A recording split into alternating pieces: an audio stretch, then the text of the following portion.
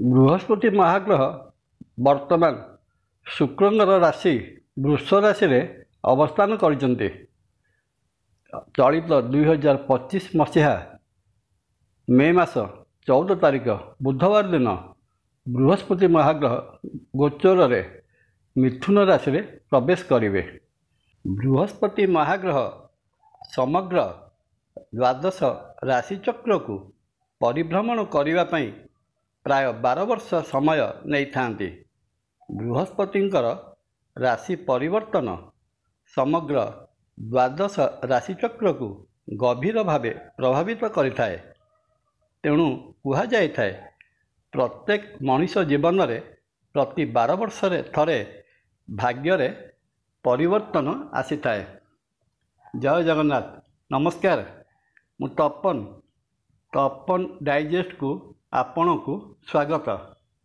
ବୃହସ୍ପତି ମହାଗ୍ରହଙ୍କୁ ଗ୍ରହ ଜଗତର ସର୍ବାପେକ୍ଷା ଶୁଭ ଗ୍ରହ ବୋଲି ବୈଦିକ ଜ୍ୟୋତିଷଶାସ୍ତ୍ର ଦର୍ଶାଇଥିବା ବେଳେ ତାଙ୍କର ଦୃଷ୍ଟିକୁ ତତୋଧିକ ଶୁଭ ଦୃଷ୍ଟି ବୋଲି ଜ୍ୟୋତିଷଶାସ୍ତ୍ର ବର୍ଣ୍ଣନା କରିଥାଏ।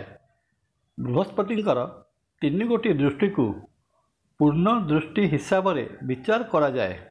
ପଞ୍ଚମ, ସପ୍ତମ ଓ ନବମ ଦୃଷ୍ଟି ଅର୍ଥାତ୍ ବୃହସ୍ପତି ଜାତକ ଅଥବା ରାଶିଚକ୍ରର ଯେଉଁ ସ୍ଥାନରେ ଅବସ୍ଥାନ କରିଥାନ୍ତି ସେହି ସ୍ଥାନଠାରୁ ପଞ୍ଚମ, ସପ୍ତମ ଓ ନବମ ସ୍ଥାନକୁ ପୂର୍ଣ୍ଣ ଦୃଷ୍ଟି ପ୍ରଦାନ କରିଥାନ୍ତି। ବୃହସ୍ପତିଙ୍କର ଏହି 3 ଗୋଟି ଦୃଷ୍ଟି ରାଶିଚକ୍ରର ଯେଉଁ ସ୍ଥାନ ଉପରେ ପଡ଼ିଥାଏ ସେହି ସ୍ଥାନ ବା ଭାବର ବିଶେଷ ବୃଦ୍ଧି ଘଟିଥାଏ। ବୃହସ୍ପତି ପ୍ରାୟ ପ୍ରତି 13 ମାସରେ ଥରେ ରାଶି ପରିବର୍ତ୍ତନ କରିଥାନ୍ତି। ଅର୍ଥାତ୍ ଗୋଟିଏ ରାଶିରେ ବୃହସ୍ପତିଙ୍କର ରହଣି ପ୍ରାୟ 13 ମାସ ହୋଇଥାଏ। ସମଗ୍ର ଦ୍ୱାଦଶ ରାଶିଚକ୍ରକୁ ପରିଭ୍ରମଣ କରିବା ପାଇଁ ବୃହସ୍ପତି ପ୍ରାୟ 12 ବର୍ଷ ସମୟ ନେଇଥାନ୍ତି। ବୃହସ୍ପତିଙ୍କର ଗୋଚର ବା ରାଶି ପରିବର୍ତ୍ତନ ସମଗ୍ର ଦ୍ୱାଦଶ ରାଶିଚକ୍ରକୁ ଗଭୀର ଭାବେ ପ୍ରଭାବିତ କରିଥାଏ। ତେଣୁ କୁହାଯାଇଥାଏ, ପ୍ରତ୍ୟେକ ମଣିଷ ଜୀବନରେ ପ୍ରତି 12 ବର୍ଷରେ ଥରେ ଭାଗ୍ୟରେ ପରିବର୍ତ୍ତନ ଆସିଥାଏ।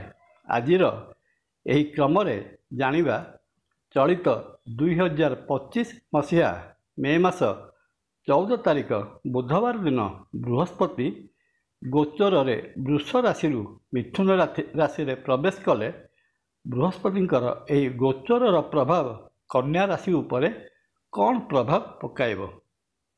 ମିଥୁନ ରାଶିରେ ବୃହସ୍ପତିଙ୍କର 13 ମାସର ଗୋଚର କନ୍ୟା ରାଶି ପାଇଁ ମିଶ୍ରିତ ଫଳ ପ୍ରଦାନ କରିବ। କନ୍ୟା ରାଶି ଜାତକ ବା ବ୍ୟକ୍ତି କର୍ମକ୍ଷେତ୍ରରେ ସୁନାମ ଅର୍ଜନ କରିବେ। ପ୍ରମୋଶନ ଓ ସ୍ଥାନାନ୍ତରର ସମ୍ଭାବନା ରହିଅଛି। ପିତାଙ୍କ ସ୍ୱାସ୍ଥ୍ୟର ଯତ୍ନ ନେବେ। ସ୍ୱାସ୍ଥ୍ୟଗତ ସମସ୍ୟା ଲାଗି ରହିପାରେ। ରାଜନୀତି ବା ସାଧାରଣ ଜୀବନରେ କାର୍ଯ୍ୟ କରୁଥିଲେ ସଫଳତା ଅଳ୍ପକେ ହାତଛଡ଼ା ହେବ। ଅଳ୍ପକେ ସିଂହାସନ ପ୍ରାପ୍ତିରୁ ମଧ୍ୟ ବଞ୍ଚିତ ହେବେ।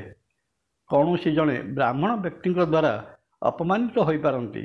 ଅଫିସରେ ଉପରିସ୍ଥ ଅଧିକାରୀଙ୍କ ଭର୍ତ୍ସନାର ଶିକାର ହୋଇପାରନ୍ତି। ବୃହସ୍ପତି ମହାଗ୍ରହଙ୍କର ପଞ୍ଚମ ପୂର୍ଣ୍ଣ ଦୃଷ୍ଟି କନ୍ୟା ରାଶିର ଦ୍ୱିତୀୟ ଧନଭାବ ତୁଳା ରାଶି ଉପରେ ରହୁଥିବାରୁ ବୃହସ୍ପତିଙ୍କର ଚଳନ ଏହି 13 ମାସ କନ୍ୟା ରାଶି ପାଇଁ ଧନ ପ୍ରଦାୟକ ସମୟ ରହିବ। ବିଭିନ୍ନ ସୂତ୍ରରୁ ଧନର ଆଗମନ ହେବ। ଆର୍ଥିକ ସ୍ଥିତି ସୁଦୃଢ଼ ରହିବା ସଙ୍ଗେ ସଙ୍ଗେ ବିଭିନ୍ନ ଆର୍ଥିକ ସଂସ୍ଥା ବା ଫିନାନ୍ସିଆଲ ସେକ୍ଟରରେ ଅର୍ଥ ନିବେଶ କରିବେ। ବାକି ରହିଥିବା ଅର୍ଥ ଆଦାୟ ହୋଇଯିବ। ତେବେ ବି ଧନ ସଂଗ୍ରହ ବା ରୋଜଗାର ସମୟରେ କାହା ସାଙ୍ଗରେ କଳି ଝଗଡ଼ା ଲାଗିବାର ପୂର୍ଣ୍ଣ ସମ୍ଭାବନା ରହିଅଛି। ନିଜର ଗୁରୁଗମ୍ଭୀର ଓ ସ୍ଥିତପ୍ରଜ୍ଞ କଥାରେ ଅନ୍ୟମାନଙ୍କୁ ପ୍ରଭାବିତ କରିବେ।